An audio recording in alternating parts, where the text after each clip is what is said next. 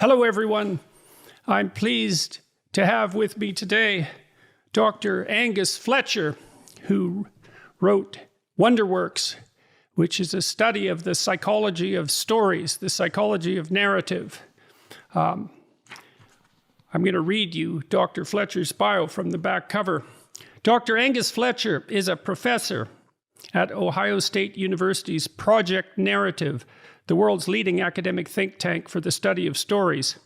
He has dual degrees in neuroscience and literature, received his PhD from Yale, taught Shakespeare at Stanford, and has published 2 books and dozens of peer-reviewed academic articles on the scientific workings of novels, poetry, film, and theater.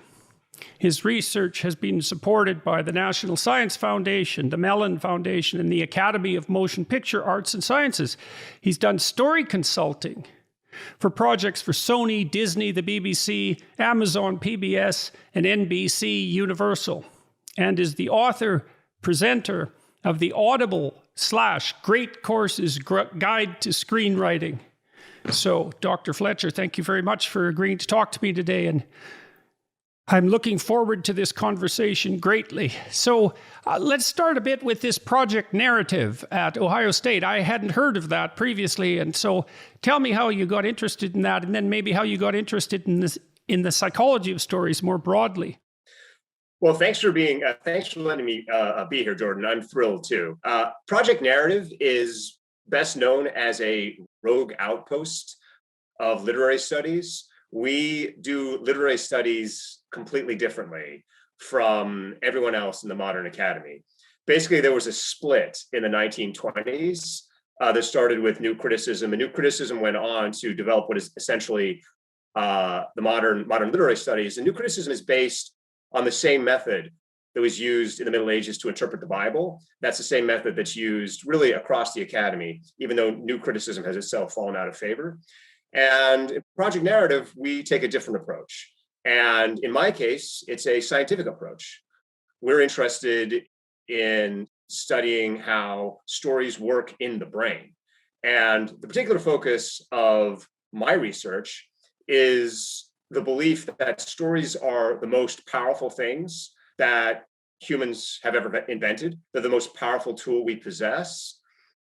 And the simple reason for that is that the human brain is the most powerful thing on earth, for good or for bad. I mean, you look around, the extraordinary achievements of our mind, the cultures we have created, the science we have created, the technology we have created, the art we have created, but also the fact that we have the power in us to wipe out this planet, to destroy everything. And when you realize that stories have the power to change how our mind works, to troubleshoot it, to make it more resilient, to make it more creative, to make it more scientific, to do all these things, you realize that when you couple the power of stories with the human brain, you throw open the doors to anything. So that's sort of my focus, and that's sort of what we do at Project Narrative is we study stories, how they work scientifically, what they do. And because of that, we're considered somewhat heretical, somewhat maverick, and definitely on the fringes. Although I should say I did get my PhD at Yale. So all of us are reputable and well-respected scholars. So are you on the fringes among psychologists or among literary critics? No, not among psychologists. So, I mean, one of the extraordinary things about my career is that my work is backed by some of the biggest neuroscientists and psychologists in the world, doctors, nurses, social workers, big businesses, the US Army, special operations community, the Air Force. I mean, there's an enormous amount of backing for my work among people who are pragmatic and empirically based and are interested in science. But the way that literary studies has become, what has happened in literary studies is because everyone is using this method, which is really from the Middle Ages. The same thing is happening in literary studies now that happened in the Middle Ages. People read the same book, they come up with conflicting interpretations of them. Those interpretations reflect their ideologies, and then they argue about them. And so we just have these sort of endless combustions that don't go anywhere, just like the Protestants and the Catholics in the Middle Ages. And so, what my work basically says is, what if we just back out of that? And what if we just do the same thing that science has done? And we focus on the way that stories can empower us, the way the stories can improve our human performance, because that's really why they were created by our ancestors. Our ancestors came to be in a tragic world where they realized their own frailty and insufficiency. They said, how do I cope with this life? How do I find strength in the face of my own mortality? How do I lift myself up when I see so much frailty within myself? I see so much frailty in terms of my capacity for anger, for hate, and also my ability to be damaged, my ability to suffer grief and trauma and loneliness. How do I lift myself up? What tool could help me do that? And so the beginning of that, literature with early scriptures. There's a ton of technologies, as I talk about in my work, that we can actually trace their effects in the brain. And then going beyond that healing work into actually making us into our better selves, empowering us with joy, with creativity, with resilience, with the power to lift up others, and perhaps most importantly, the power to grow, to not stay still, to take on damage and turn that damage around into a source of strength. And so what my work does is my work focuses on how literature does all those things, which all of us know intuitively. All of us have read a book at some time, have read a novel at some time, or watched a movie at some time, or read a poem at some time, and felt healed or uplifted or strengthened. If you have a favorite musician, a favorite artist, a favorite rapper, you'll listen to their lyrics and feel the same thing. But the question has always been how? How is it doing that? And so my work goes into that, but also more powerfully, my work breaks down the technology of literature so you can identify the specific nuts and bolts, the specific blueprints that are having those specific effects. And so that's the work that I do at Project Narrative. So in Wonderworks, in this book, which I referred to earlier, you list out what you consider 25 inventions, and they basically constitute the chapter structure of the book. And so you examine the manner in which stories do such things as rally courage, or stoke romance, or help control anger, or transcend hurt, or excite curiosity. I'm not going to go through all of them, but to dispense with pessimism and banish despair and heal from grief and decide more wisely. And so in some sense, it's a listing of existential concerns. And so you've broken down narrative in these 25 ways in this book to discuss the major sources of existential concern that plague mankind, and then have put forward the notion that we have stories that surround each of these fundamental concerns that help us understand, verbalize, communicate about, and maybe see a pathway through each of these, in the case of the terrible emotions, each of the terrible emotions, or to foster and develop the ones that are more positive. I mean, that's exactly right. And even more than that. So, I mean, part of what stories do is they give us a plot, a roadmap out of some of these negative emotions into positive emotions. But even more powerfully, they can actually shape our emotions once we understand how to use them. Certain stories can just build optimism or resilience or courage. So to take the first chapter of the book, which is about courage, Homer's Iliad, this extraordinary work. When you read the Iliad, it makes you feel braver. It makes you feel stronger. And it can do that even when it's not talking about courage. Even when it has no message about courage, even when it's talking about, well, how does it do that? Well, Homer, he probably didn't invent this technology, but we don't know who did it before him, so we give Homer credit. Homer realized that when he saw soldiers marching into war, they sang songs, and those songs made them feel braver. Why did those songs make them feel braver? Well, those songs made them feel part of a larger voice. They felt they were bigger than themselves. And on a deep psychological level, they could feel that strength because they knew that even if their individual body died, the voice would carry on. And that's a scientific power of song. We know that to be the case, that when people sing together in choirs, they feel braver, they feel more courageous. And so what Homer did is he said, well, what if I could give you that power of singing without you actually singing? what if I could create a technology, a way of writing so that it tricked your brain into thinking that you were singing as part of a choir? And that's, of course, what the Iliad does. It makes you believe that you are listening to the song of a god, sing goddess of the anger. That's how it begins. And it uses all these tricks and techniques, which I go through in the book, into making your brain believe that you are singing as part of this larger chorus. And so when you simply read the book, it makes you feel braver. And that technology... Well, that idea that you had there, that group singing unites you with the central voice whose existence transcends death. I mean, there's a very deep religious-like idea in there that's implicit, right? That there is a voice and there are words that unite and transcend and that supersede death. And so that's part of that heroic pattern, I suppose, that Homer is referring to, that you can step into as an active agent in engaging in this literature.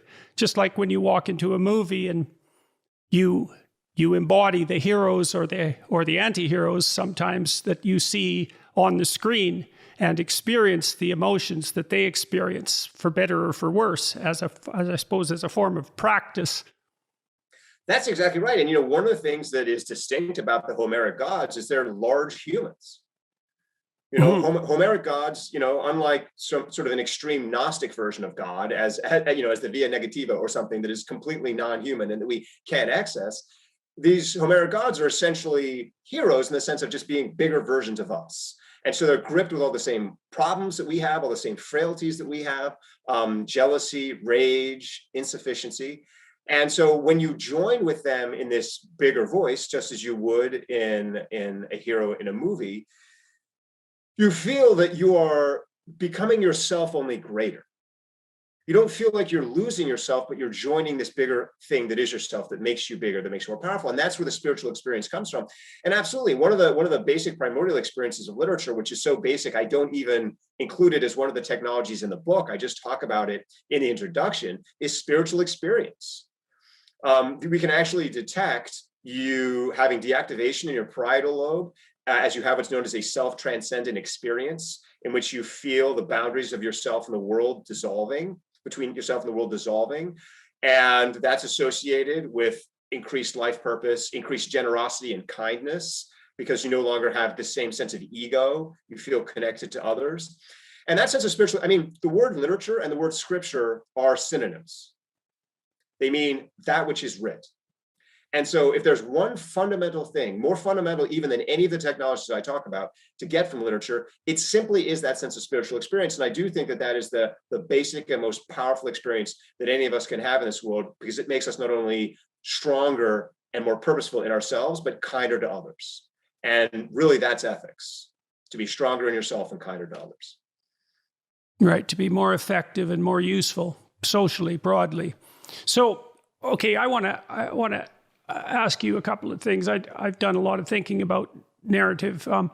When I read this book back in the 1980s, The Neuropsychology of Anxiety by Jeffrey Gray, and that book had a tremendous impact in the field of psychology, although it took about 20 years before people, I suppose, incorporated at least some of what Gray had proposed. And he got a lot of his ideas, although I didn't know it at the time, from Norbert Wiener, I don't know how to say his name, a brilliant cybernetician who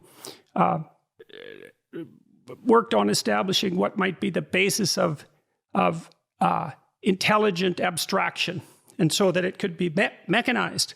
And so I read Gray at the same time and learned about his association with Wiener and cybernetics, and at the same time that I was reading a lot of analytical psychology, mostly by Jung and his students.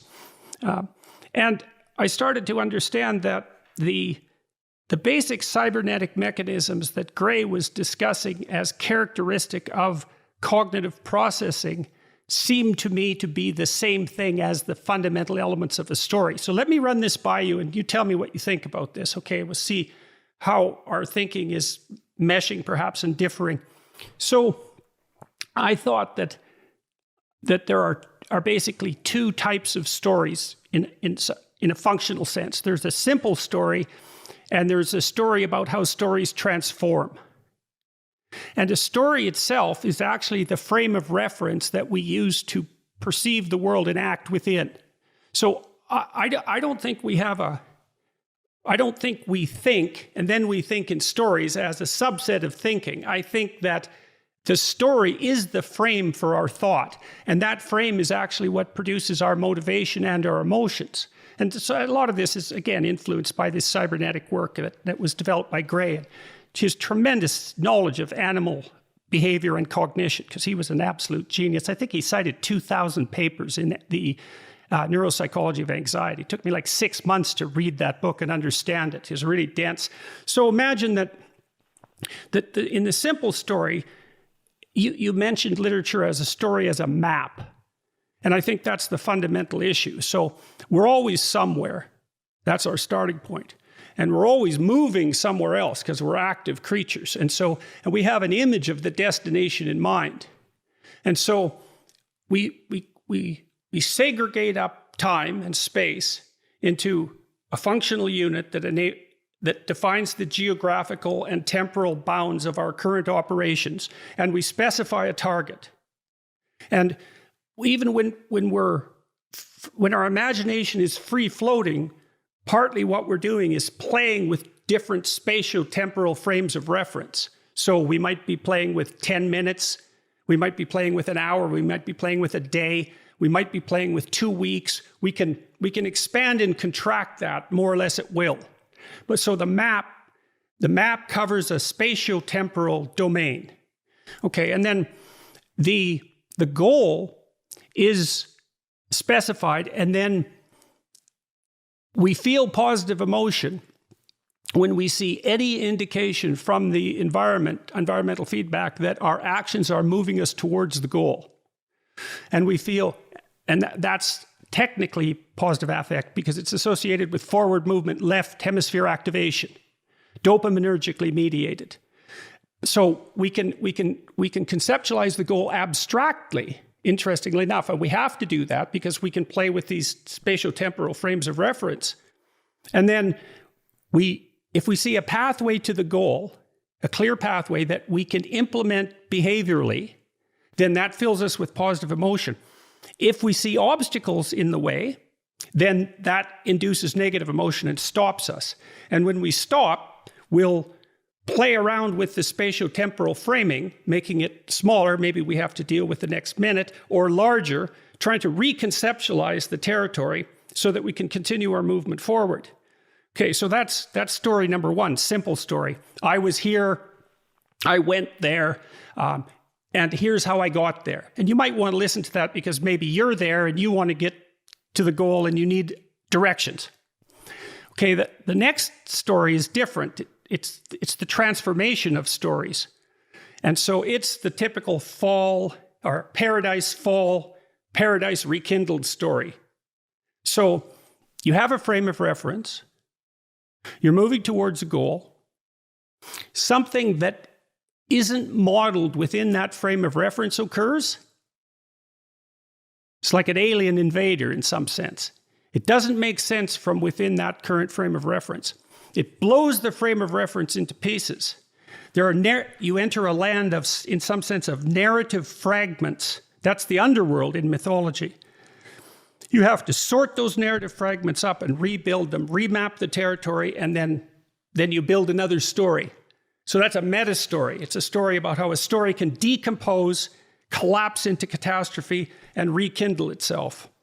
And it seemed to me that there isn't anything more basic to our abstract thinking than that sort of nesting inside of stories.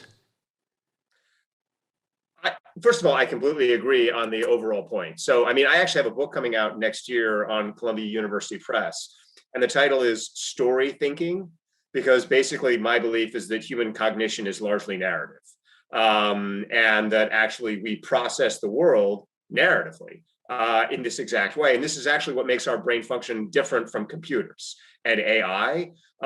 Whether or not computers and humans can do the same tasks, we do them differently. Computers think in these kinds of logical correlational sequences. And humans, to your point, think in plots and plans and narratives and goals. And those plots and plans are then associated with emotions, because a computer exists in the mathematical present tense, so it cannot have desire. There's nothing missing to a computer because it's always in the same place all the time. It's always the equal sign of the mathematical present tense. But we as humans are able, through plotting and planning, to imagine a future that is distinct from the present, which creates desire or fear or hope or all these other emotions. And so narrative and emotion just go together completely in human experience. And that's why emotions are both shaped through narrative, but narratives are also shaped through emotion. So the kind of simple thing is to say, well, we can use narratives to influence people's emotions. I mean, this is the sort of thing that is a somewhat, sometimes positive, but often a kind of cheap political trick. You're trying to scare people or manipulate them into doing things and whatnot. But the real power here is to say, first of all, how can I shape my own emotions with narrative? What emotions? In other words, I'm not trying to shape your emotions. I'm trying to shape my own emotions. I'm trying to control my own anger or increase my own hope. How do I do that? By retelling my own stories in my own head. And then the second factor of that is, how can my emotions come into play and enable my narratives? How can I develop the emotional resilience to be more likely to carry on my own story? How can I complete my story, even though I have these obstacles in front of me? And to me, the function of literature, so literature is related to stories, but slightly different in the fact that literature is really the kind of experimental zone where you're pushing the envelope. I mean, literary writers are people who are somewhat dissatisfied to kind of, talk, to think about how you're talking about stories breaking. They're dissatisfied with the stories they have, they're not working, and they say, how can I take these stories and somehow make them new? How can I innovate them? How can I go beyond the stories that I've inherited? How can I push that envelope? And so really what I do in the book is say, here's 25 examples of how stories were broken and then put back together again, and how this technology, just like, any technology that humans have developed, has been expanded and innovated over time to go beyond that simple, I just have to get to this goal story, which I agree with you, that's a fundamental story, beginning, end, the most basic unit, beginning, end, and I find myself in the middle. But, the wonder of being on this earth is that there is this possibility to tell our own story, and beyond that, to build stories that we can hand on to other people to empower them to tell their own stories. And it all goes back to this sense of dynamism that you're talking about, and also these emotions that you're talking about. And to unite us in a collective story so that we can work cooperatively together towards the same ends, right? So that we all come under the same banner in some sense. And that's that shared intentionality that's very specifically human. You don't see that much manifest itself much in other animals. Even the higher apes have a hard time with it compared to us. Absolutely, yes. And what's really important about that is that it's ultimately voluntary. Because again, if we brainwash people to have the same story as us, that's to me a biological no-go. It's not particularly effective and it's unethical. But if we find a story that's so compelling that when we share it with someone else, it empowers them and then they join our story. So let's talk about that compelling issue, because that's something that's really phenomenally interesting. So you can get gripped by a story, right? And that's sort of extra rational. And what I mean by that, and that makes sense if the story is the frame within which rationality takes place. This being gripped by a story would be extra rational. And so you can see that when you walk into a movie theater and you get engaged, maybe even despite yourself. You might be thinking, I didn't want to go to this stupid movie. My girlfriend just dragged me there. And then, it's too far-fetched for me to suspend disbelief, as if you suspend disbelief voluntarily, because you really don't. The story grips you. And so you're in there and you're gripped, and then, someone taps you on the shoulder and says, this isn't real. And you say, shut the hell up, because I'm watching the story, right? So the question then is, from a psychological perspective, is what is that mechanism of grip? And what might its biological roots be? And my sense is, if you watch little kids, you watch a 3-year-old. A 3-year-old will be enthralled by a 3.5-year-old or a 4-year-old. Now, they're not enthralled to the same degree by a 14-year-old. And the reason for that, and criticize this, okay? Because I want your perspective on it. So Vygotsky talked about the zone of proximal development.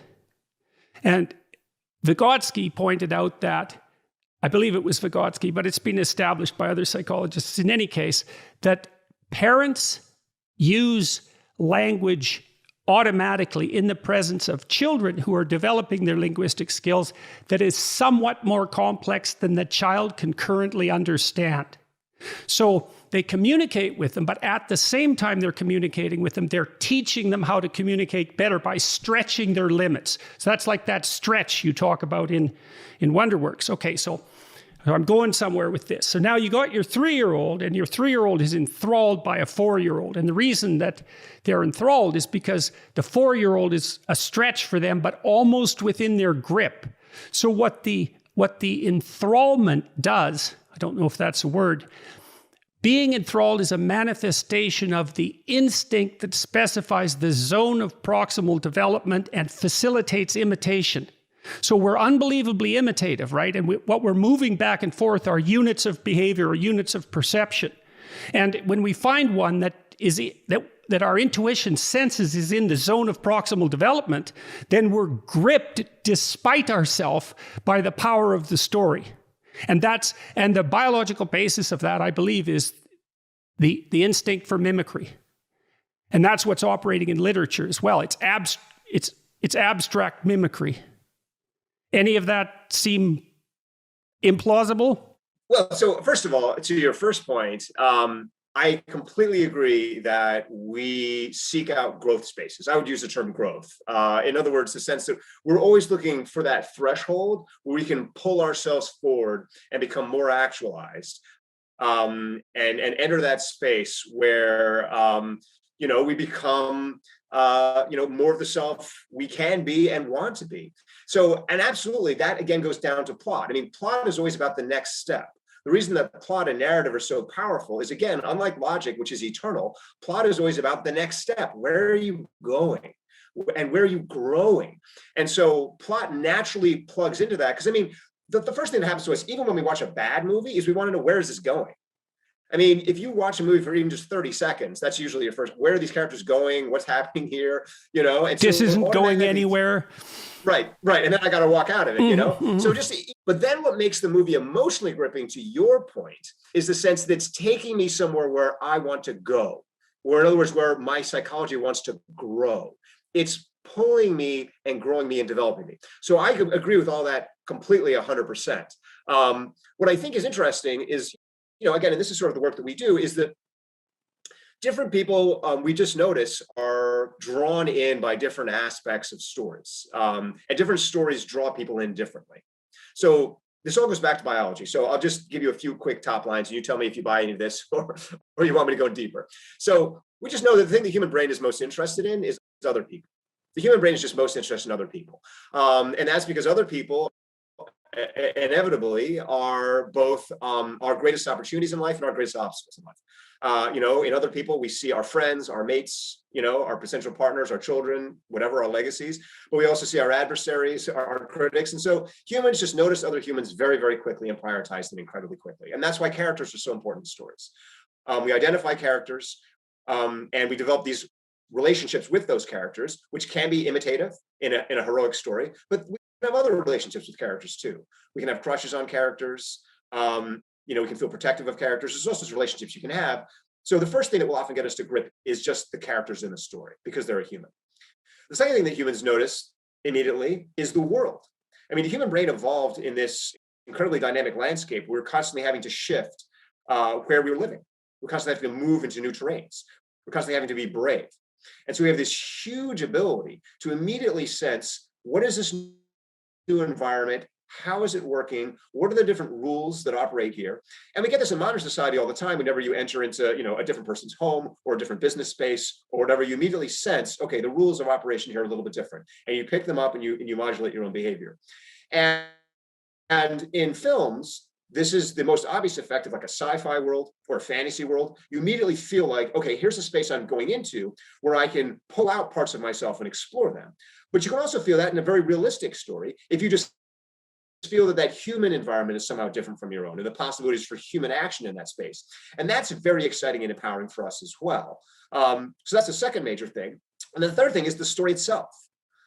If the story itself is taking you on a journey that you recognize on some level as a journey you could take and might want to take, but haven't taken yet, then you say to yourself, this is a growth space for me. Because by going on this journey, by continuing this plot, I can go to places, and most importantly, not just external places, but internal places.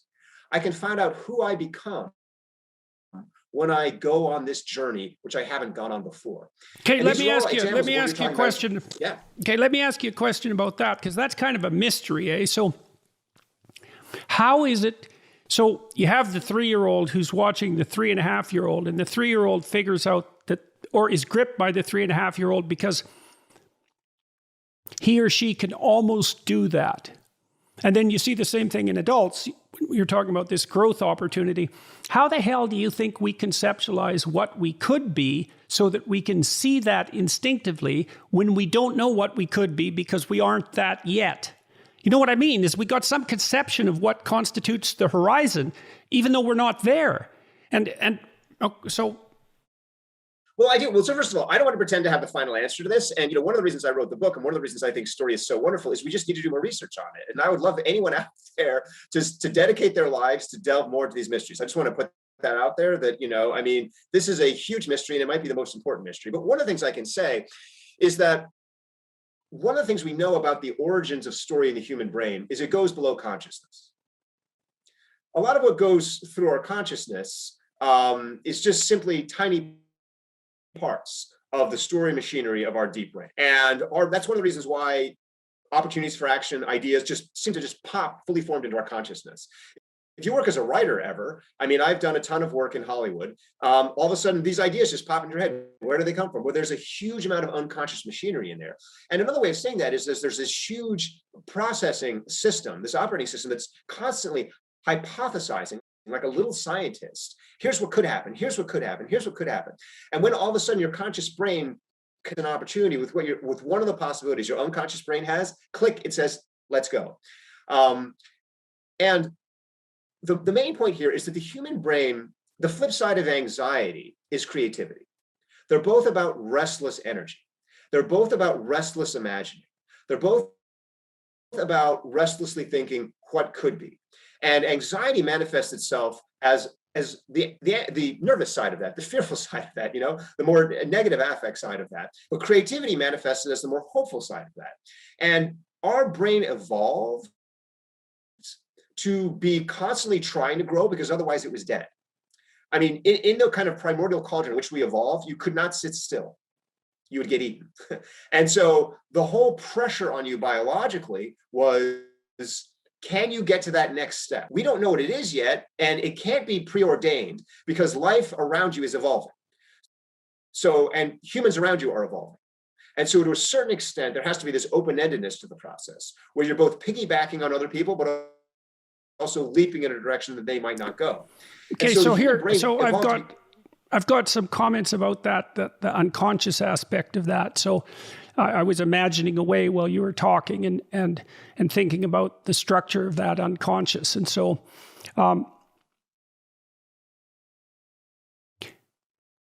this is part of the reasons why dreams are precognitive in some sense. This is how I think it works. So imagine that we're watching people act all the time, in small groups and large groups, as individuals, in fiction, all the time. And so we have this vast knowledge of embodied action. Now that's not propositionalized. It's imagistic. It's like the movie that runs in your head. It's like a dream. And we can't propositionalize all that. That's partly what a great storyteller does, is take a great set of images that reflect a compelling pattern of behavior and turn it into verbalized propositions. And that insight you described, so imagine you have these images of behavior, and in those images there are patterns. But we don't know what the patterns are because they're extremely sophisticated and we're not intelligent enough to fully understand them, which is only to say that human behavior at the individual and the social level supersedes our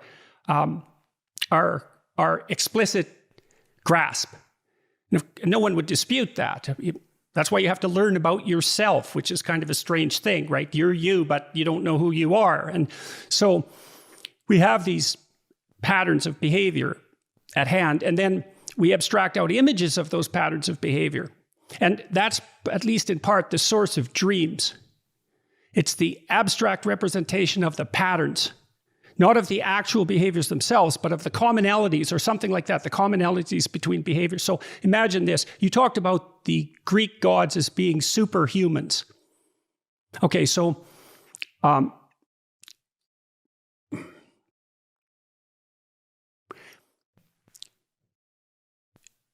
there's patterns of behavior that strike us as admirable.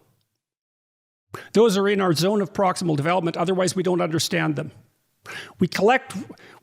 Our brain, and maybe this is a right hemisphere function, our brain makes associations between these patterns of admirable behavior based on their emotional commonality.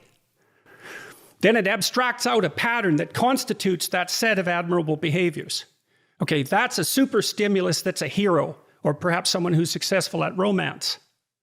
So, and it's the same thing in some sense that I'll go back to childhood. I was struck when my children were young about their fantasy play. I was very, very interested in fantasy play as a psychological phenomenon.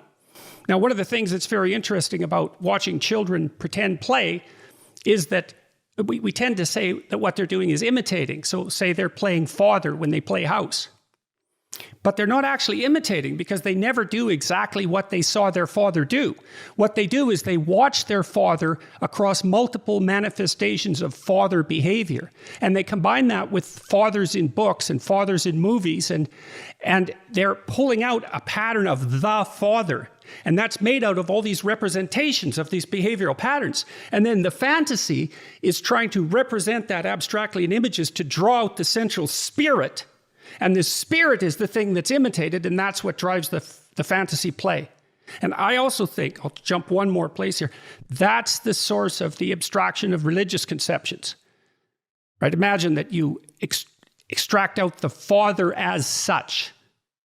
It's not characteristic of any one human being. It's that ideal spirit that transcends the individual, that's immortal in some sense, because it manifests itself in body after body throughout time.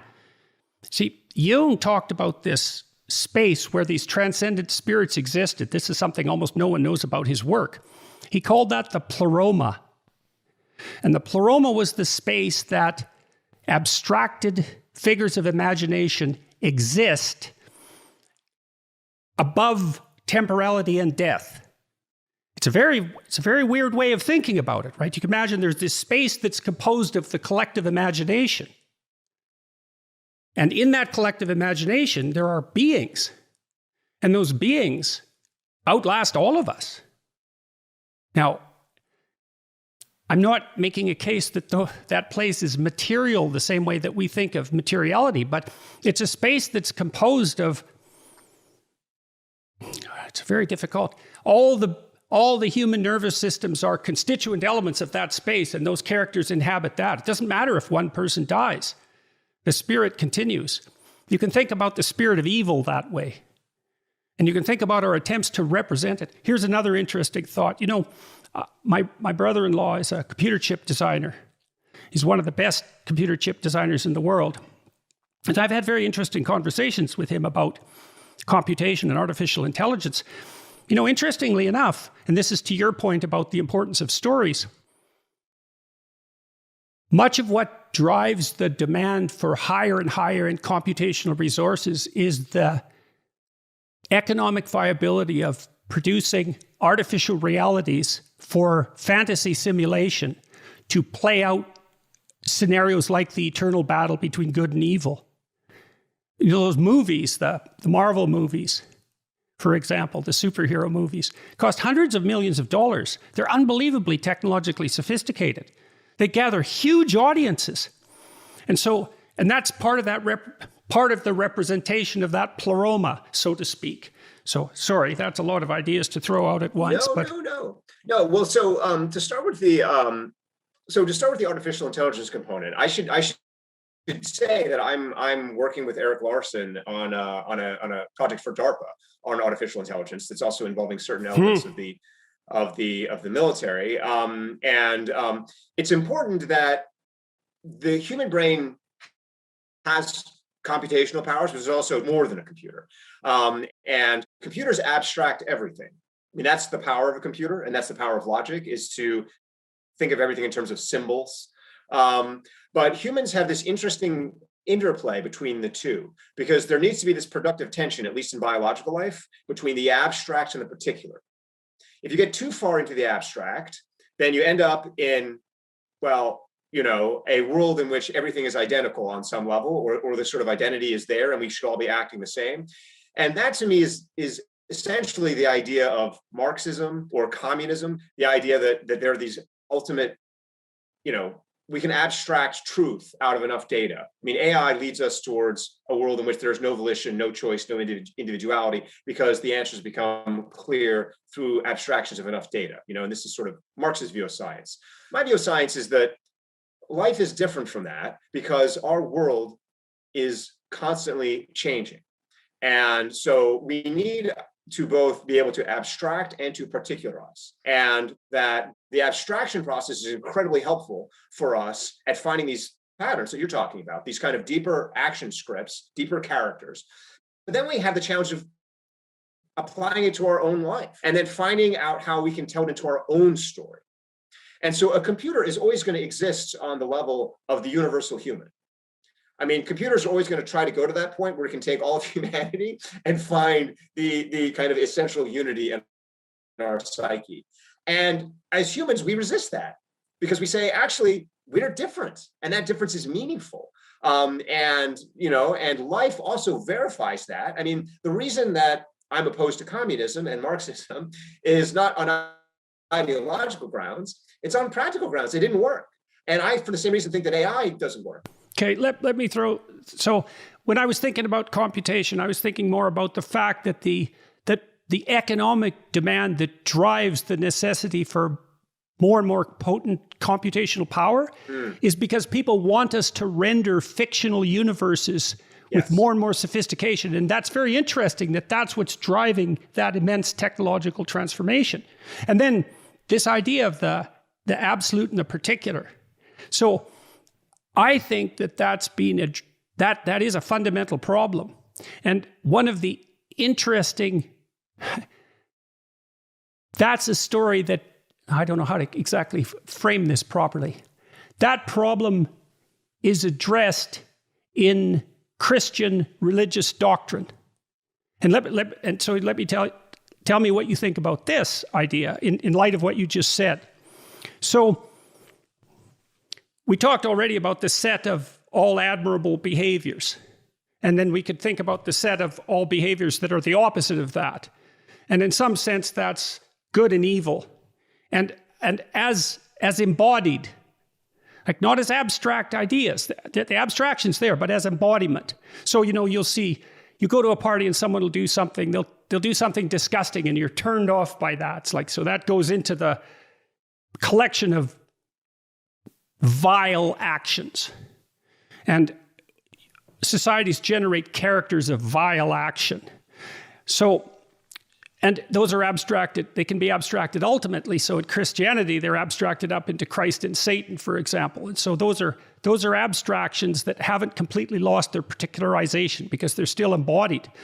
Okay, but Christianity, interestingly enough, takes that idea one step further. And this is quite fascinating, I think, is because there's this idea that's extraordinarily abstract of Christ as the hero of heroes. And I'm speaking technically here from a literary perspective. So if you amalgamated all the heroes across 10,000 years and abstracted out the central figure, and this is a Jungian notion in some sense, for all intents and purposes, that's the ideal man. And if you encapsulate that within the confines of Western civilization, let's say, you come up with the figure of Christ. It has nothing to do with the religious conception in some sense. I'm purely speaking psychologically. But then there's the problem of the abstraction. It's too abstract. And so the way Christianity solved that in this weird narrative way is to make this abstraction exist in a particular time and place, right? 2,000 years ago. Why 2,000 years ago? Why a carpenter? Why in this little godforsaken town that no one even wanted to visit? And the answer is because the absolute has to meet the particular. That's the psychological answer. And I believe it's an answer that, because obviously Christianity is a narrative, whatever else it might be. It's the central narrative of Western culture, for better or for worse. And so, and then you can see this abstraction particularity issue play out really interesting too in the difference and similarity between Nietzsche and Dostoevsky. Because Nietzsche abstracted out all these philosophical principles, and Dostoevsky extracted out almost exactly the same principles, but they were all embodied in characters. And it's so interesting to read them in conjunction, because Dostoevsky's characters act out Nietzsche's philosophy, and they're more accessible in some sense, and they're also broader and more significant, even though they're not as propositionalized. So there's untold wisdom in Shakespeare, right? We haven't particularized all that. We haven't propositionalized all of it. So yeah. Okay, so that's the absolute and the particular. So to your point about Christianity, I take your reading of Christianity to be, for example, compatible with Star Wars, in the sense that Luke Skywalker is a very quirky, odd guy, in the middle of this random planet. Of course, who's just as weird and odd as a carpenter in Galilee, right? And yet he is the embodiment of this kind of eternal spiritual thing, and that's where you get that kind of melding together. Right, in Star Wars, we should just look at it historically. Star Wars, George Lucas, Joseph Campbell, Carl Jung, because all of Campbell's thinking was Jungian thinking, all of it. And The Hero with a Thousand Faces is a great book, especially as an introduction to that kind of literature. But yeah, Star Wars is Christianity for atheist nerds. Yes. Fundamentally, yeah. Yes, and you can't get rid of that. There's no getting rid of that, right? If you throw it out in one direction, it comes back in another. And that's something we should talk about too. Well, it's a very powerful story. Yeah, no, absolutely. The one thing I would want to say, though, is that we are most happy when we do not perceive ourselves as inheriting an archetypal story from somebody else. If I were to say to you, here's the archetypal story, you're going to end up back there, that would be disinteresting to us emotionally. We want to tell our own stories. We want to be particular in ourselves. I would also say that even though human psychology has remained relatively constant for at least 300,000 years, and parts of it for over a million, our world is changing and has changed. And there are real differences between the way the world works now, the kinds of actions and behaviors that are going to function now than there was even 500 years ago. And so there is this need for flexibility in narrative. So even as what you're talking about, I think, Jordan, is this fundamental spiritual component of narrative, the way in which narrative can connect us with the eternal, a sense of things bigger than ourselves, and that transcendent sense of purpose is what lifts us. But narrative also has this flexibility outside the spiritual, in the material world, to say, okay, how do I navigate this challenge? I'm not going to navigate this challenge as Luke Skywalker or Christ, because Luke Skywalker and Christ didn't encounter it. Okay, I don't think it's abstracted outside of the spiritual. I think this relates to the issue of the relationship between the conscious propositions and the unconscious understructure. So I think that we think in stories, we frame the world in stories, we see in stories. And this is partly why, for example, our eyes are adapted with the whites of our eyes so that other people can see our eyes. It's really important for us to see other people's eyes because we can see where they're pointing their eyes. And if we can see where they're pointing their eyes, we can see what they're interested in. We can see what they value, and we can instantly infer their motivation. And that makes them predictable. And and it's so important that all of our ancestors whose eyes weren't that visible either didn't mate or got killed. It's really important. Okay, so we have now this shared narrative. So imagine this perhaps relates to the particular and the absolute. As you specify the narrative for small scale actions, and those would be particularized, the connection with the absolute, the larger absolute, in some sense falls away, but it's nested. So you could say, if you're an integrated person, it's nested. It's so like, right now you're you're listening to me, and sometimes you're talking to me. Okay, so, and the story there is, well, we want to have an engaging conversation. And why? Well, there's a bigger story outside of that, because we want to further our knowledge about narrative and we want to share that with other people. And then there's a story outside of that, which is, well, why? Well, because we're both educators and public communicators. Well, why bother with that? Well, because we think education, rationality, and narrative are important for the proper functioning of human beings. Well, why is that relevant?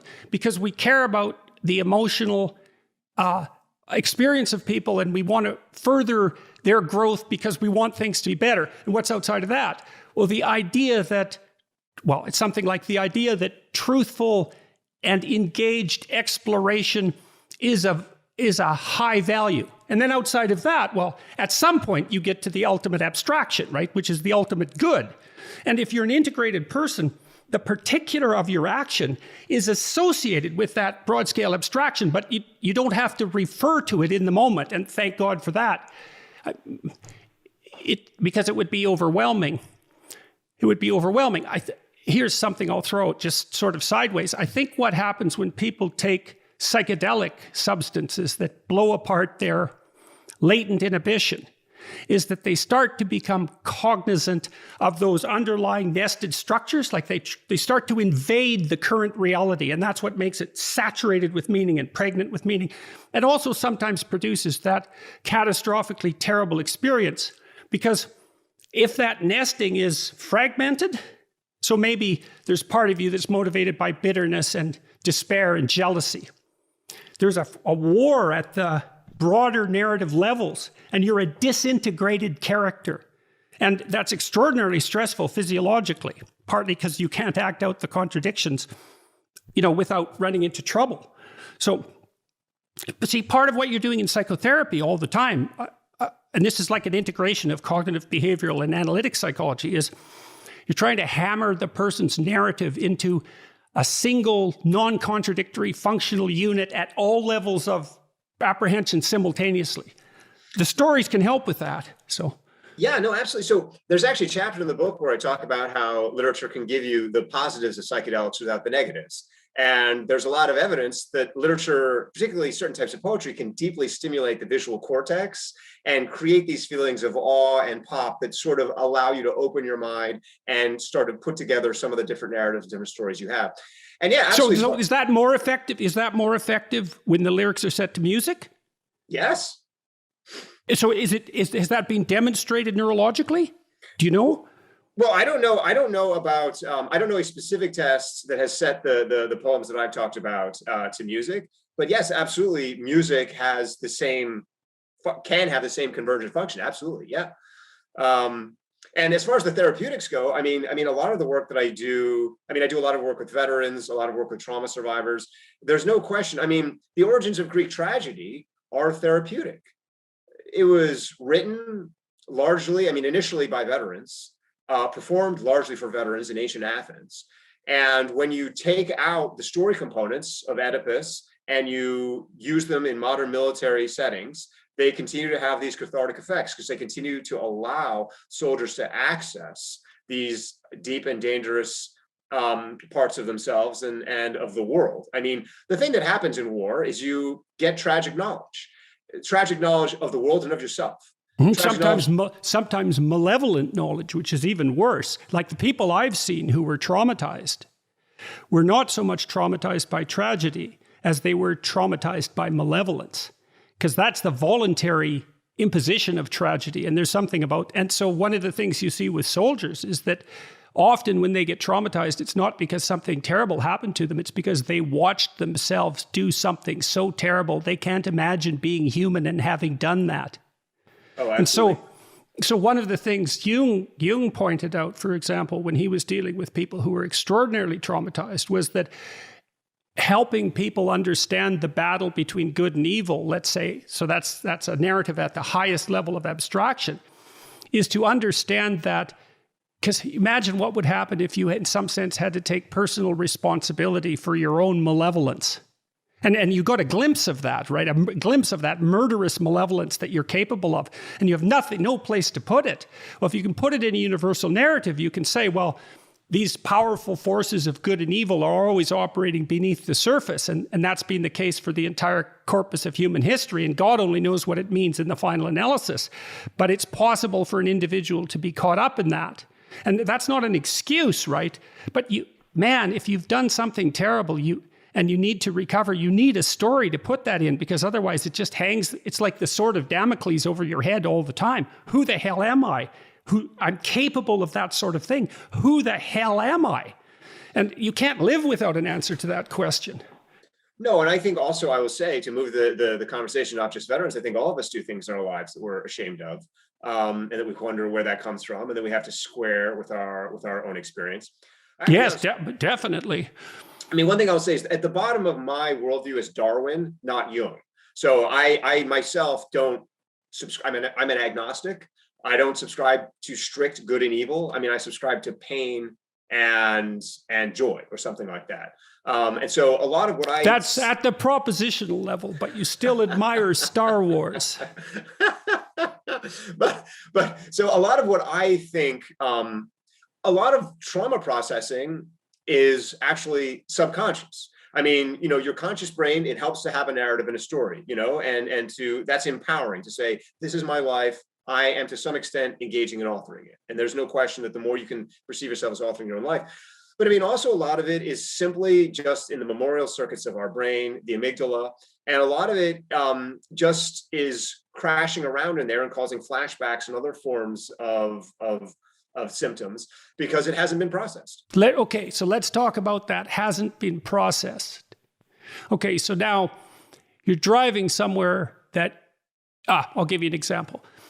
I was at the Orpheum Theater in LA. I think it was the Orpheum downtown.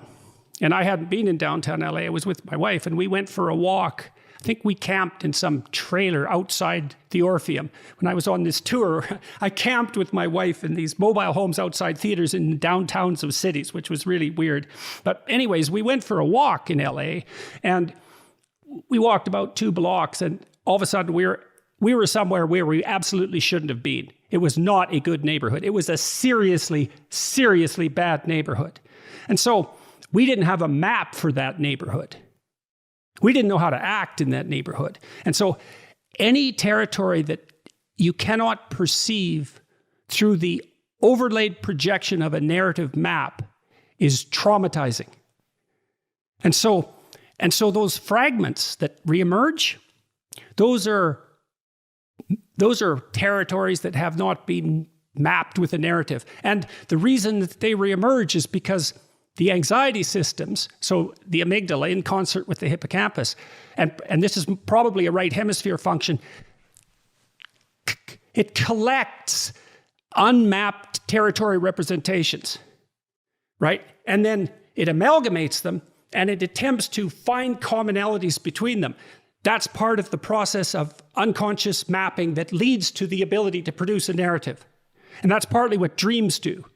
So you can see, if you deal with people who are traumatized and you do dream analysis, you can see the dreams producing fragmentary representations of the unmapped territory that they've wandered into. And part of what dream analysis can do is further that process by making the new mapping explicit. So I mean, a big part. So first of all, the fact that experience happened to you in Los Angeles is not surprising to me as someone who spent a lot of time in Los Angeles. I mean, the city itself literally tries to be anarchic. I think actually for the reason that you're talking about, because it sees that as generative narratively. I mean, there's almost this way in which the city itself has emerged to be unmapped spaces, or spaces in collision with each other, as a way of generating this sense of constant storytelling, constant story thinking, constant narration. I mean, other cities are not as fertile in that regard. If you look at Shakespearean England, same thing. I mean, it was a very chaotic city. It was not at all like Napoleon's Paris. It was not laid out in a kind of geometric shape. And that's why, I mean, I think it enabled and created an audience for Shakespearean plays, which at their root are about these collisions, are about stories coming together, breaking apart. I mean, Lear seems to me the sort of epicenter of that kind of narrative experience, where you have everyone in the story having their mind break down, but in a different way, because they're in different unmatched spaces or different moments of collision. And then at the end of the play basically turns to you and says, are you going to be able to make coherence of this?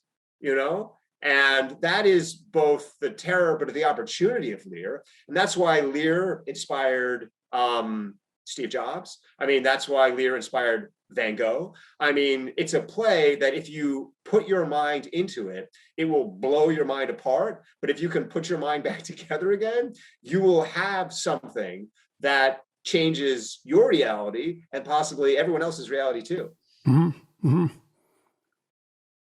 So one of the things I've always been struck by in the academic psychological community is you mentioned that at the bottom of your supposition network, say, is Darwin and not Jung. And I mean, there is a tremendous resistance among academic psychologists to take a look at analytical psychology. And it's a huge mistake. It's a huge mistake, especially for people who are interested in narrative. And, it's a hill I've been trying to climb for a very long time, trying to convince people of this, because Jung has a bad name as a mystic, let's say, which is unwarranted accusation given what he was attempting to analyze. If you're interested in story, I mean, The Hero with a Thousand Faces, there's 3 versions of that book. There's The Hero with a Thousand Faces. There's The Origins and History of Consciousness by Erich Neumann. And there's Psychological Transformations. I hope I've got that right. It's Jung's book. And they're all the same book. They're just written by different people. The Origins and History of Consciousness was written by Erich Neumann, and he was Jung's most outstanding student. Jung wrote the prologue to that and said that was the book that he wished he would have written when he wrote, is it Psychological Transformations? I hope I've got that right. The Hero with a Thousand Faces is a narrative analysis of these superstimuli that you described in Wonderworks. But all of that's taken from this underlying investigation that was conducted by Jung. And it's summarized best in Erich Neumann's book, The Origins and History of Consciousness. And that book isn't widely known among academics, and it's a big mistake. Now, I talked to Camille Paglia about this. And Paglia is more in the field of the literary criticism that you're differentiating yourself from. But she told me, and this was with no prompting from me, that the cultural split that we see now is predicated in part upon literary critics following the guidelines of Foucault and Derrida. Paglia believed that we should have turned to The Origins and History of Consciousness by Erich Neumann, because he got the story of narrative right. And I believe that that's true. If you're looking for a single book that takes you into this vast corpus of analytical thought about the symbolism of literature, that is by far the most valid entry point. And it's really something for someone like Jung to say, this is the book that I tried my whole life to write but couldn't. Well, so I will be honest again. I mean, I like Jung a lot. I admire him as a thinker, and I think that he is himself a magician with story. I am, however, not of the view that there is one master story out there in that kind of Jungian way. I mean, and you can feel free, and I know you will, to demolish this. But so let me just start with the Darwinian view of life. I mean, in a Darwinian view of life, to have a Jungian view, you'd have to have this idea that over time there evolved a story, if you're Darwinian, that just worked all the time. And it kind of got embedded in our brain, and we could go back to it over and over again. On the view that I hold, life, because it's unstable and changing, requires us to adapt. And therefore, narrative is flexible. Narrative allows us to adapt. Narrative is another word for plot, is another word for plan. We can be flexible. We can shift. That's not to say that certain stories don't have deep emotional and spiritual power over our brain. Those stories do, but that's one category of stories. I mean, the idea of the book is to say, there's a ton of stuff that stories can do for our brain. Let's go to the stories. Let's see what makes each story different from every other story as opposed to archetypal. I mean, let's go into the particularity. So again, I'm not saying this is the only approach. I'm just saying that my approach is basically the opposite of Jung's. So maybe we're yin and yang. That's a perfectly reasonable objection in some sense, and I think it's very tightly associated with this discussion that we engaged in a little bit about the particular versus the absolute. And so, your objection is, and it's the Mircea Eliade, great historian of religion, great storyteller. He talked about Deus abscondus. So we have this idea from Nietzsche, let's say, of the death of God. Now, Eliade, and he isn't saying this in reference to Nietzsche, said that one of the problems that religious systems across time faced was Deus abscondus, the disappearing God. And his proposition was, as you move towards a universal absolute, the absolute gets so departicularized that no one knows how to embody it, and it loses all emotional connection. The Catholics solve this problem to some degree with the saints, right? Because they're quasi-deities in some sense and they're very diverse in their behaviors. But this Deus abscondus problem, according to Eliade, has plagued humanity forever. We abstract out these universal ideals, but they become so abstract that they no longer have any grip, right? They lose their narrative grip. And so your objection, and forgive me if I've got this wrong, is that you have to be careful about stressing the absolute to too great a degree because you miss the advantages of the particular. But we could say, I think the way to solve that is to go back to the idea of this nesting of stories, right? Is that you want to rely on the particular because it provides you with specific instructions about how to act here and now. But when it fails, you refer to a level below that that's more abstract to drop a new set of particulars.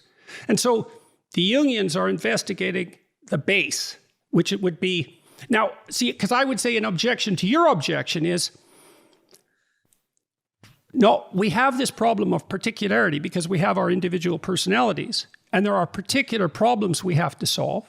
But we have to unify our behavior under some set of abstractions because otherwise we can't exist socially and cooperatively, right, without a standard set of values and mores, and we're disintegrated internally. So we need to solve the problem of particularity and universality simultaneously. And so I wouldn't throw out the universality end of it because it isn't in contradiction to that. The nesting solves that problem. Well, look, I agree. So first of all, anyone who knows me will tell you that, yes, I am the most rigorously unified person in my own behaviors. And it's possible that part of my own obsession with particularity comes from the fact that I am unified already. And so I'm drawn in a way to find the specific. But I agree with that completely. I mean, I think that there needs to be a balance of the two. It's just that my own career, my own expertise is in the specific. And I have gotten a huge amount of grip in that area because no one has really looked for that before. And a big part of my research is to say, what's actually different, not just about Shakespeare and Homer, but what's different about Hamlet and Lear? What's different about Hamlet and Henry V? What different story mechanisms are in them? If we push those forward, can we actually track different mental effects of those? Yes, we can. And so that's, to your point, that's not at all to abnegate the general, nor to say that the future of humanity lies in some sort of diasporic condition in which we're all just reading single text. But it is to say that, there's clearly more for us to learn. And the danger of generalities and abstractions is always the belief that somehow we know more than we do, because we will say, oh, I've seen that before, or I know that already, And, one of the problems I think with Hollywood nowadays is that the impact of Star Wars which is a tremendous movie. I mean, the original Star Wars, I love. But the problem is everyone said, oh, that solved the problem of movies. We're just going to keep telling that same movie over and over and over and over and over again. And that's not enough. That's not enough. I mean, you don't want to make this mistake of having a great breakthrough and then thinking that's all there is. And so the purpose of the book is basically to go through 25 things that are incredibly focused, but each of them has this effect. I talk about, for example, how Socrates develops this technology for allowing you to float above hurts. Or I talk about how Hamlet has a technology for helping you grieve, or how The Godfather makes you less lonely. Or maybe even more importantly, how there are technologies that can make you more creative, more imaginative, more emotionally resilient. I mean, that's the work that I'm doing now with the military and the special operations community. Right. So you're opening up multiple areas of research by engaging in that analysis of particularity, right? How can stories make us more courageous? How can they make us more satisfied lovers? How can they make us happier? Yeah. So that particularization is very good because you need very, very specific hypotheses to pursue research. And that's exactly right. And that's the difference between, say, philosophy and empirical science. I mean, in philosophy, you want that unity. And you want that kind of logical coherence. In empirical science, you want to say, what is the most specific thing that I can test, that I can falsify? And this is the reason, honestly, why I am unpopular with literary critics. As you should know, there's many ways to be unpopular with contemporary literary critics. And I think you and I have discovered different ways. I've embodied some of them. Yes, you and I have discovered different ways of being considered heretics. But my particular way is to say literature can be incredibly useful. Literature can build emotional and intellectual resilience. And the fact that this has been uptaken, for example, at the Army's Command and General Staff College, there are faculty there, such as Kenneth Long and Richard McConnell, who have adopted this literature work and have put it into the curriculum, where it's now training hundreds and hundreds and hundreds of majors who will go on to become colonels, who will go on to become generals. Tell me more about that. I'd like to know the particularities of that. So, first of all, how did they become convinced that this was useful? Because that sounds like something very, very difficult to manage. And then, how is that actually taught day to day in some practical manner? Yeah, so this is the extraordinary breakthrough of my career, and the sort of surreal reality break moment that I had in a miniature of what you've had, because you've obviously ascended to kind of global celebrity, and I've ascended to sort of minor celebrity.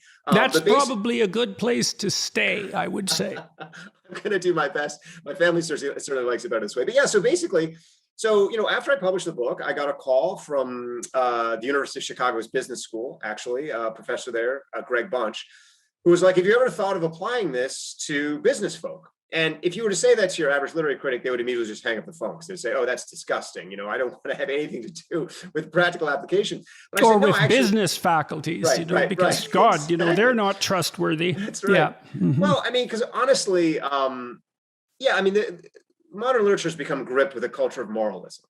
Essentially, this idea that there is right and wrong, and we know what's right and wrong, and our job is to judge people when they shift outside of it. Yeah, we're going to go back to that. I want you to go through. We want to go back to that topic. All right, we'll come back to that. Yeah, because I have a very different view of things. Yep. But anyway, so I said yes. I said I'd be very happy to work with business students, and we started applying this. And we have since applied it to numerous Fortune 50 companies and C-suites. And Greg Bunch, who's a wonderful teacher, will charge you $45,000 a day for operationalizing the stuff in the book. And at some point, he said to me, Angus, he said, I have a friend in the Army. Would you like to talk to him? And so I said, absolutely, I'd be happy to talk with someone in the Army. And so we ended up talking with. No wonder you're a heretic. That's exactly right. God. And I just want to say, I mean, I think if you want to be inspired, talk to somebody in the Army. Talk to somebody in the U.S. Army. I mean, I talked. And if you want to be safe in your bloody university, you should thank God that you're surrounded by a ring of soldiers who you could look down on for their immorality while they protect you. Yeah, and who have the courage of self-sacrifice, who are willing to die for you. I mean, this is the thing I just say is what is that? I mean, that is the ultimate heroism, to be willing to give up your life for somebody else, and they make no money. I mean, this is the other shocking thing. You go through the Army, everyone always says, well, the military takes all this money and so on and so forth. And it's certainly true that there are a small number of incredibly expensive machines that the military has. But the actual personnel in the Army and in the military make almost nothing. Mm-hmm. And their compensation pay for being under fire is something like a couple $100 extra a month. I mean, think about that. Would you take a couple $100 a month for someone to shoot at you? It's real courage, real heroism. Yep. I work a lot with the Nurse Corps. The Nurse Corps is so beyond what I could even describe. I mean, I met a nurse the other day.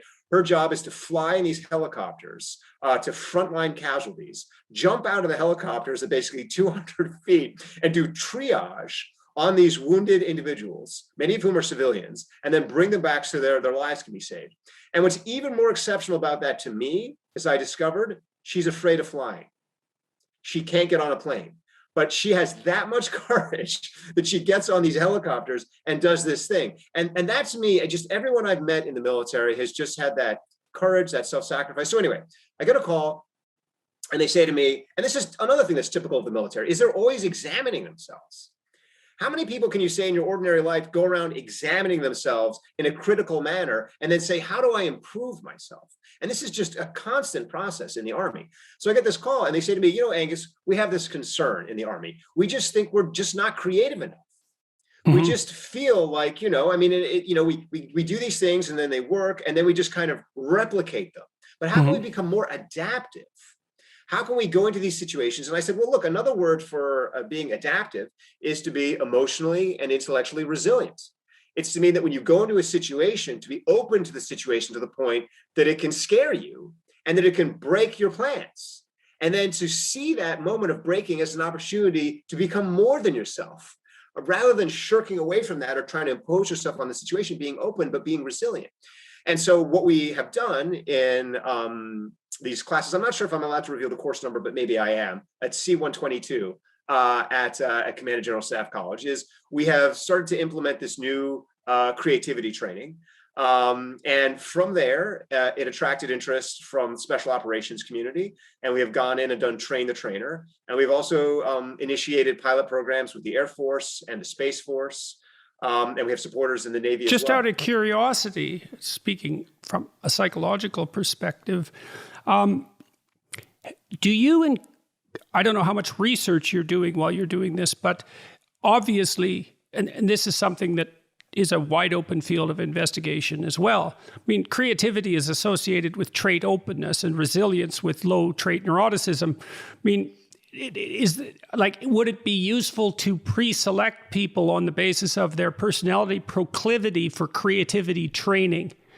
It's hard because if you have someone who's low in openness, and that's often characteristic of people in the military because they tend to be more conservative, which means higher in conscientiousness, but lower in openness. Yes.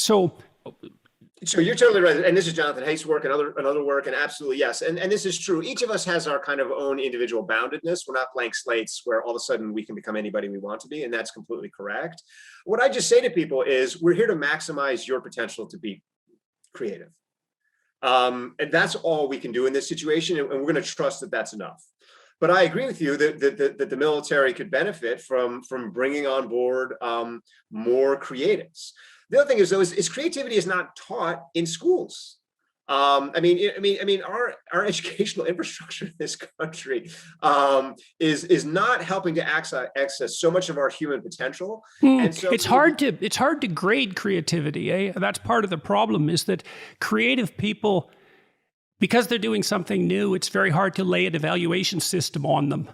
So they're always breaking out of the mold. And so it's very difficult to build administrative structures around that.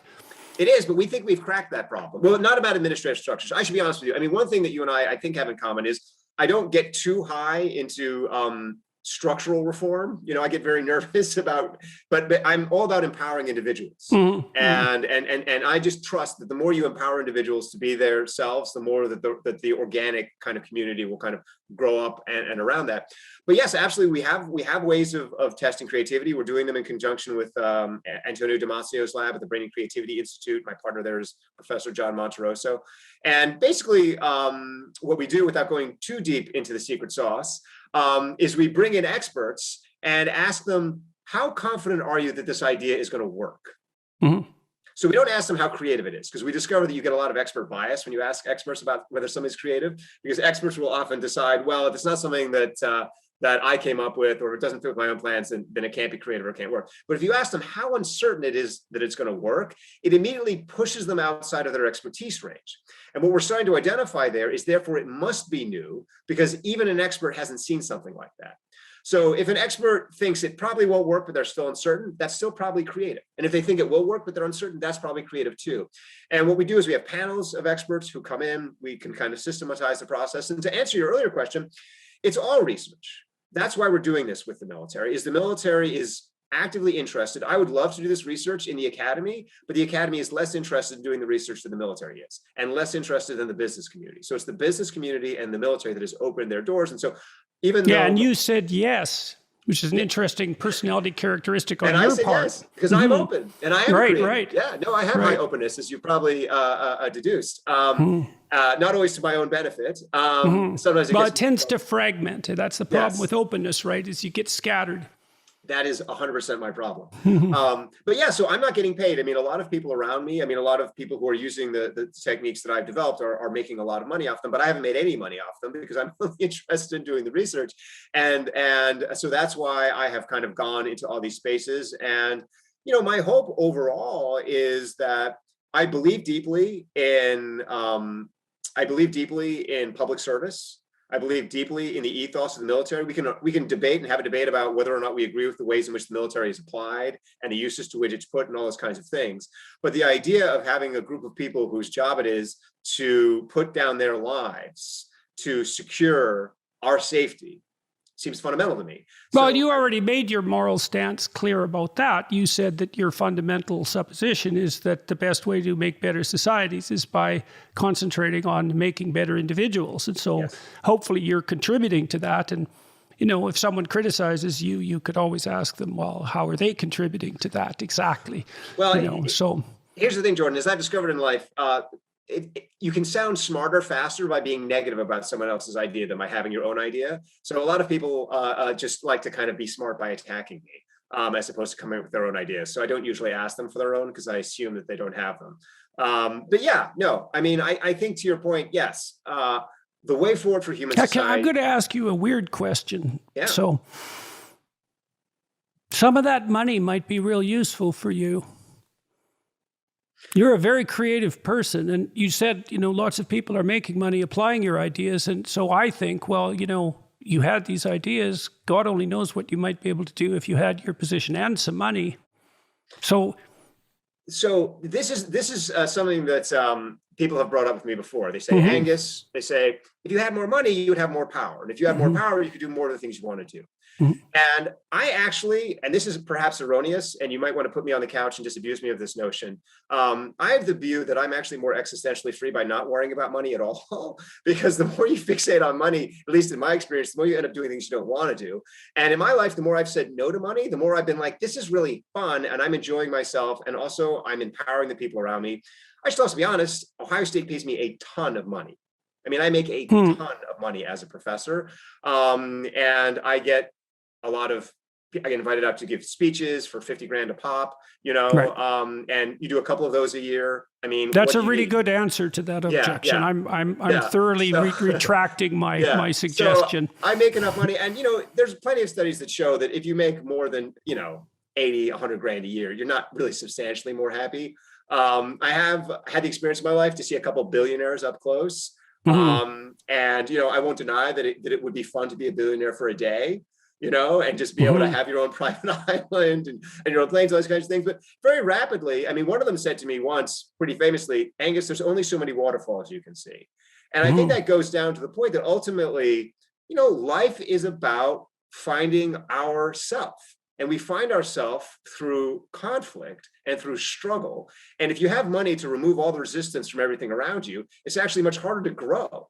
And I don't mind the challenge, and I don't mind the difficulty, and I don't mind the friction and the fog of life, because to me, that builds me up.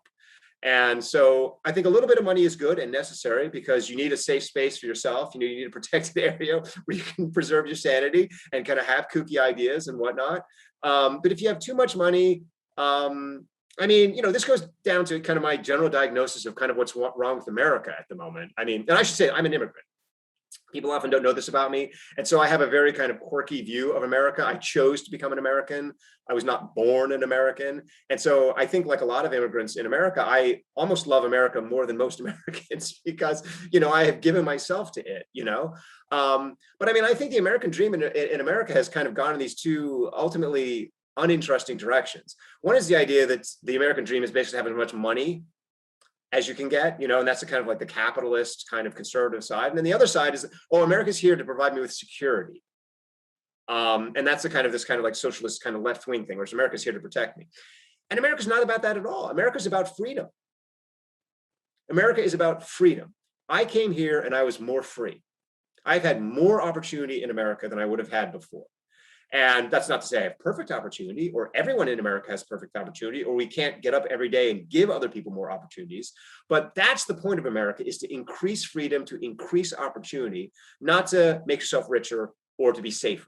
And if you want to be more free, a big part of that comes from being free of fear, taking risks, being free from yourself, being free from your own anxieties and your own fears. And so a huge part of what I just try and do every day is push myself to where I'm lightly uncomfortable. And, obviously I'm lightly uncomfortable being on this podcast, because it's scary to be honest about your thoughts when a lot of people are listening, because you might say something dumb, or you might say something you regret. But I want that, because I want to get up tomorrow morning and say, you know what, I should have said this other thing, or I wish I hadn't said that other thing, because in terms of my plan, my path, that will help me. And so that's one of the reasons I'm so honored to be here, honestly, is because I just don't have a chance to have very frank, open conversations like this as much as I would like. Yes, it's a privilege to have that possibility manifest itself. It's been quite exciting for me to be able to call people who I'm interested in and say, well, you want to talk for an hour and a half? And they say yes. And I think, well, isn't that something? I can ask them all sorts of questions, and I can learn all sorts of things, and I can share that with like 500,000 people. And like, what a deal that is. I mean, it's ridiculous. It's ridiculous. And yeah. And that's the real freedom, because I think when people look outside, people sometimes look at me and say, oh, money or wealth or celebrity. And I'm sure people look at that same thing with you and they say, oh, money, celebrity, isn't that the really wonderful thing? And it's actually like, no, that's not the one. It's a chance to meet people. It's the removing of friction so I can call people and they take me seriously. I mean, that's the real joy of my current position, that you can suddenly start to just talk to almost anyone you want and share those ideas and experience that personal growth. And that building of community. Yeah, well, it's such a privilege, too, to be in a position to be able to bring discussions like this for no cost to, like, literally hundreds of thousands of people. It's an educator's dream. So this is a good place to stop, Angus. We've been going pretty hard for an hour and a half, and I like the way this just closed. And we covered a lot of territory. I would probably like to talk to you again at some point. There's more things that we could discuss. I have no doubt. We'll see how people respond to this and what else they might want to hear about. You got anything else you want to bring up, mention, or?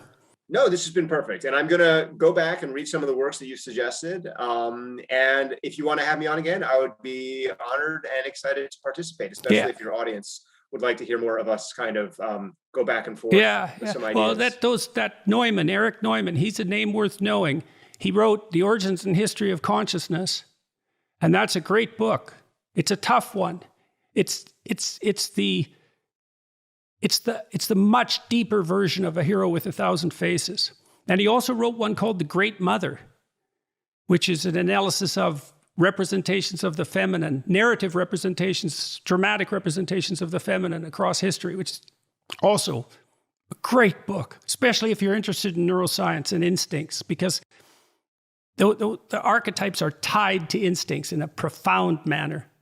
And so it's imaginative representations of the maternal across time. That's The Great Mother. It's a great book.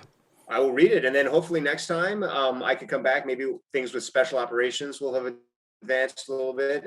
Some of the work I'm doing with anti-fragile AI, maybe some of that will have advanced a little bit. Great. And we can get into that. I'd love that. All right. Thanks very much. It's a pleasure talking to you. And good luck with your work and your writing and your educating, all of that, and the work you're doing with the military.